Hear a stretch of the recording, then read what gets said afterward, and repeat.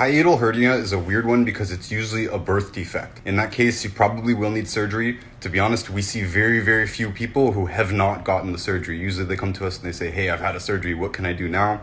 In that case, it's just the regular protocol. But a hiatal hernia can also be caused by a crushing accident, like a car accident or something. You might need surgery as well. It depends on the severity. But here's the thing. We would always recommend trying to heal it before you get the surgery, because you can't undo a surgery, but you can always try to heal it naturally. And in this case, the main symptoms are what's called dyspepsia. It's basically acid reflux, basically just a stomach that doesn't feel good. So we would address that. Obviously, regular protocol applies. You get off the bad foods, get on the 90 essential nutrients to give your body the best ability to heal all its tissues. But in this case, you actually want to use an enzyme product for sure, a digestive enzyme product.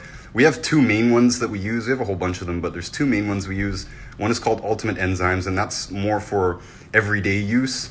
But if you have something serious in the stomach going on or in the intestines, honestly, I would recommend our really heavy duty product. It's called Nightly Essence. It's far more expensive and it's priced appropriately because it's very, very heavy duty. I would also definitely do the salt flush. You can DM me for the salt flush if you haven't had it. And if I already messaged it to you or Wallach's Warriors messaged it to you, I swear 80% of people skip the salt flush. And the other 20% of the people message us and say, hey, the salt flush did wonders for me. Now, of course, we say all the time that acid reflux is actually an acid deficiency. And the stomach acid is produced with salt. So that's why you want to use the salt. And again, you might think that the stomach acid shouldn't be so acidic if it's trying to heal. No, it needs to be completely acidic so that it can heal. The good news is that about 40%, they say 40% of Americans who have a hiatal hernia on x-ray are asymptomatic. So they're not showing any symptoms. So that's really great.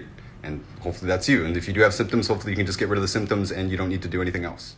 Well, this one's an interesting one because the mainstream medical world argued about it for quite some time, but the agricultural world knew, in pigs especially, that this is caused by a bacteria, H. pylori bacteria, and it can be killed with an antibiotic. Now, there's about a 98% success rate of killing it with an antibiotic. I'm reckoning that the 2% that doesn't work on is because they're still eating the bad foods and they're not on the 90 essential nutrients. The body doesn't have enough stuff to heal and the infestation continues.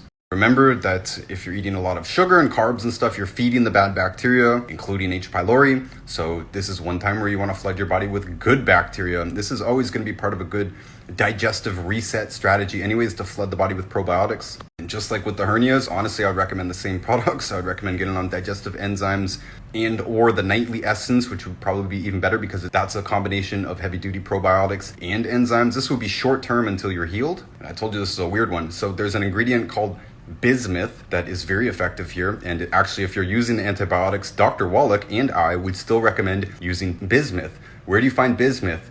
Pepto-Bismol. You can get a knockoff brand. I know there's junk ingredients in that. A lot of you guys are super health conscious and you'll read the label, you'll be like, ew, I don't want all these food flavorings and stuff. Well, if you can find bismuth somewhere else, fine. Or you can get a knockoff brand of Pepto-Bismol. It doesn't matter. You use that for about 3 months, you should be good. And once again, do not skip the salt flush. Why? Because bacteria cannot live in the sterile environment that the stomach is supposed to be. So when the stomach acid is strong as it's supposed to be, when it's got plenty of salt, bacteria is not supposed to live in there.